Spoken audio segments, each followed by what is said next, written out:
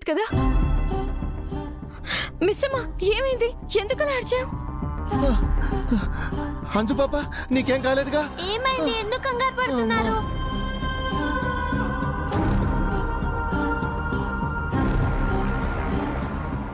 అరే ఏమైంది మిస్ అమ్మా? అడిగితే చెప్పరే. అంజు, నీకేం కాలేదు కదా? నాకేం కాలేదు డాడ్. ఎందుకంత కంగారు పడుతున్నారు?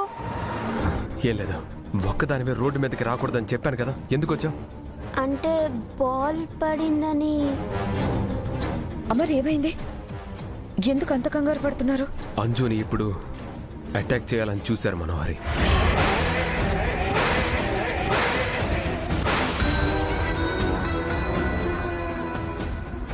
రణ్వీర్ మనుషులు ఇంటి చుట్టూనే తిరుగుతున్నారు. అది రణ్వీర్ వైఫ్ అని మా అనుమానం.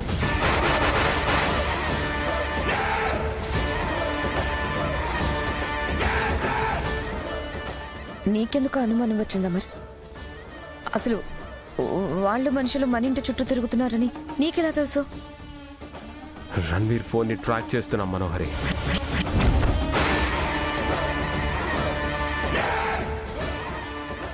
అతనికి రెగ్యులర్గా ఇక్కడి నుంచే కొత్త నెంబర్స్ నుంచి కాల్స్ వస్తున్నాయి. ఫేక్ ప్రూఫ్లతో సిమ్ములు తీసుకొని బతికిపోతున్నారు. ఆ మాస్క్ దాటి మనిషిని గుర్తించే రోజు దగ్గరలోనే ఉంది.